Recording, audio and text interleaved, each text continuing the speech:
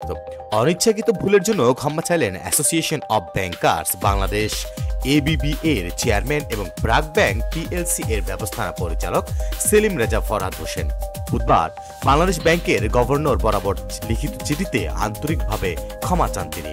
চিঠিতে তিনি উল্লেখ করে বলেন, গত 4 December Bangladesh institute of bank management আয়োজিত সেমিনারে আমি বাংলাদেশ ব্যাংকের কর্মকর্তাদের বিষয়ে যে কিছু অনভিপ্রেত মন্তব্য করেছি তার জন্য আন্তরিকভাবে ক্ষমা প্রার্থনা করছি। পরবর্তী সময়ে বিশদভাবে চিন্তা করার পর আমি বুঝতে পারি যে আমার কথাগুলো হঠকারী ও অবিবেচনাপ্রসূত ছিল, যা বাংলাদেশ ব্যাংকের কর্মকর্তাদের মনে আঘাত দিতে পারে বা তাদের বিক্ষুব্ধ করতে পারে। তবে আমার সেরকম উদ্দেশ্য ছিল না। বোধহয় আমি যা বলতে চেয়েছিলাম সেটা ঠিকভাবে উপস্থাপন করতে পারিনি। 2024 সালের আগস্টে রাজনৈতিক পরিবর্তনের আগে ব্যাংকিং খাতের বিষয়ে আমার মন্তব্যগুলো পূর্ববর্তী সরকারের কার্যক্রম থেকে উদ্ভূত এবং এই খাতের আর্থিক চ্যালেঞ্জ নিয়ে আমার হতাশা থেকে উৎসাহিত ছিল। তবে এখন বুঝতে পারছি যে উক্ত মন্তব্যসমূহ যথাযথ ছিল না এবং সেসব বাংলাদেশ ব্যাংকের নিবেদিত কর্মকর্তাদের প্রতি আমার আন্তরিক শ্রদ্ধাবোধ ও সম্মানকে প্রতিফলিত করেনি। কয়েক দশক ধরে ব্যাংকিং খাতে কাজ করার পর বাংলাদেশ ব্যাংকের কর্মকর্তাদের পেশাদারিত্ব, দক্ষতা এবং আমাদের আর্থিক ব্যবস্থার স্থিতিশীলতা নিশ্চিত করার প্রতিশ্রুতির প্রতি সর্বদা সর্বোচ্চ সম্মান প্রদর্শন করেছি।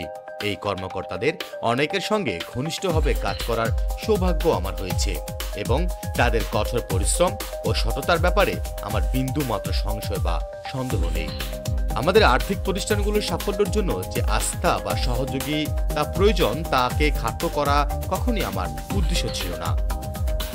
এবিপির চেয়ারম্যান বলেন, আমি স্বীকার করি যে একজন প্রবীণ ব্যাংকার হিসাবে তীব্র আবেগাক্রান্ত আমার মন্তব্যগুলি পেশাদারিত্বের পরিচয় বহন করেনি।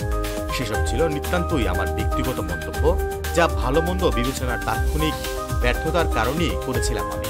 আমার কিছু মন্তব্যের কারণে কেউ সংক্ষুব্ধ হলে বা কোনো ভুল বোঝাবুঝির সৃষ্টি হয়ে থাকলে তার জন্য আমি গভীরভাবে অনুতপ্ত ও দুঃখিত। আমি আপনাকে আশ্বস্ত করছি যে ভবিষ্যতে আমি সদা সতর্ক থাকব এবং এই ধরনের মন্তব্যের পুনরাবৃত্তি যাতে না হয় তা নিশ্চিত করার প্রতিশ্রুতি দিচ্ছি।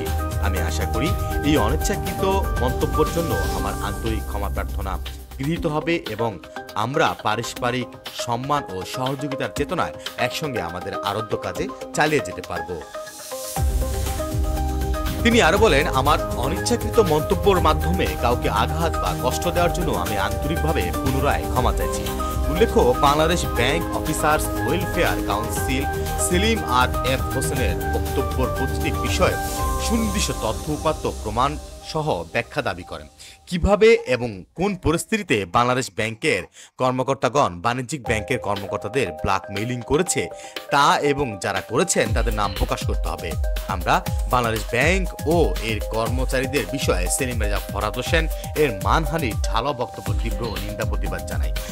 একই সাথে তাকে নিঃশর্ত ক্ষমা প্রার্থনাপূর্বক তার বক্তব্য প্রত্যাহারের আহ্বান জানাচ্ছি। বিগত সরকারের সময়ে এবিবি এবং বিএবি সরকারের মাধ্যমে বাংলাদেশ ব্যাংকের উপর বিভিন্নভাবে অন্যায় প্রভাব বিস্তারের সচেষ্ট ছিল। এই দুটি সংগঠনের বিরুদ্ধে ব্যাংকিং সেক্টরের দুর্বৃত্তায়ন এবং ব্যাংকিং আইন দুর্বলকরণের অভিযোগ রয়েছে। তারা ব্যাংকের টাকা প্রধানমন্ত্রী ত্রাণ তহবিলে প্রদান করে এসব আইন প্রণয়নকে প্রভাবিত করেছে। এছাড়াও বিগত সরকারকে তুষ্ট করতে ব্যাংকের টাকা বিশেষ দুটি চলচ্চিত্র প্রদর্শনী সহ নানাবিধ অপেশাদার কর্মকাণ্ডের মাধ্যমে এবিবি প্রধান হিসেবে ব্যাংকিং সেক্টরকে ক্ষতিগ্রস্ত করে এখন নিজের দায় এড়াতে কেন্দ্রীয় ব্যাংকের দিকে একের পর এক এমন অভিযোগ তুলেছেন বলে অভিযোগ করেন অনেকেই। তাহলে কি এবার ফেঁসে যাচ্ছে ব্যাংকিং খাতে সালমান এফ রহমান, মানে ব্যাংকিং খাতের ব্রাক ব্যাংক এবং ব্রাক ব্যাংকের মহাব্যবস্থাপনা পরিচালক সেলিম রেজা ফরহাদ? দেখতে চোখ রাখুন আগামী পর্বে। শাহিদ আলম, টিভি 87।